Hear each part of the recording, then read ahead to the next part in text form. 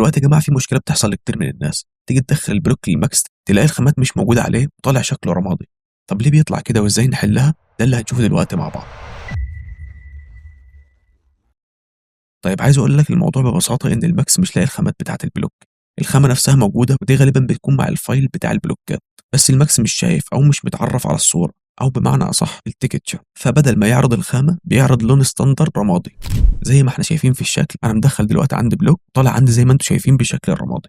دلوقتي هعرفك طريقتين لحل المشكله دي، كمل معايا للطريقه الثانيه عشان هتوفر عليك وقت كبير. ودي من اول الخطوات ان انا اروح على فايل وانزل على ريفرنس واخش على اسيت تراكنج. دلوقتي هتظهر عندي القائمه دي، ممكن نكبرها شويه عشان اعرف ايه الخامات اللي ناقصه عندي. هدوس على ريفرش.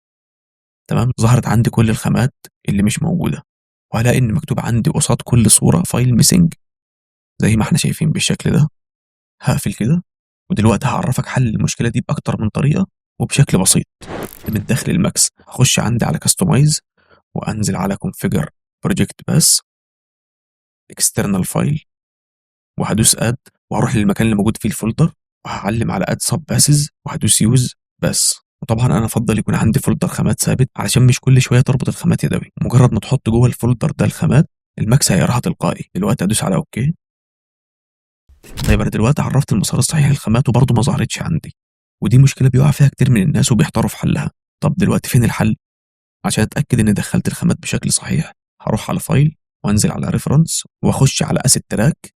طيب الخامات لسه دلوقتي عندي فايل ميسنج، هدوس ريفرش هلاقي كل الخامات بقت عندي فاوند، وبكده يكون الماكس قرا عندي كل الخامات.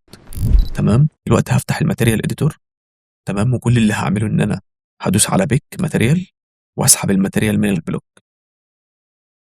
هلاقي ان الخامات كلها ظهرت معايا في الماتيريال اديتور بس برضه ما ظهرتش على البلوك. دلوقتي كل اللي هعمله بكل بساطه ان انا هروح على ميك ماتيريال كوبي وهدوس عليها وهختار عندي البلوك وهدوس على الساين ماتيريال تو سيلكشن. هيطلع لي رساله يقول لي نستبدل الخامه، هدوس اوكي، وبكده اكون ظهرت كل الخامات والماتيريال على البلوك. تاني طريقه واسرع حل بالنسبه لي هو انك تستخدم سكريبت ريلينك بيت ماب. طبعا انا مثبته عندي، هدوس عليه وده شكل السكريبت، وبشكل تلقائي طبعا مديني كل الخامات المفقوده عندي. ميسنج فايل ده اسامي كل الخامات اللي موجوده واللي مفقوده عندي. وعلشان اعرف الخامات دي هدوس على براوزر وهروح على الفايل اللي فيه الخامات. طبعا هدوس على الفايل بتاع الماب، هدوس سيلكت فولدر، ومن هنا هدوس ريلينك هيحمل معايا. وطبعا دلوقتي الخامة اتعرفت عندي على البلوك بشكل تلقائي. وبس كده يا صديقي، بكده اكون عرفتك ازاي تعرف المسار باكتر من طريقه وحل لك مشكله الخامات اللي بتظهر معاك لونها رمادي.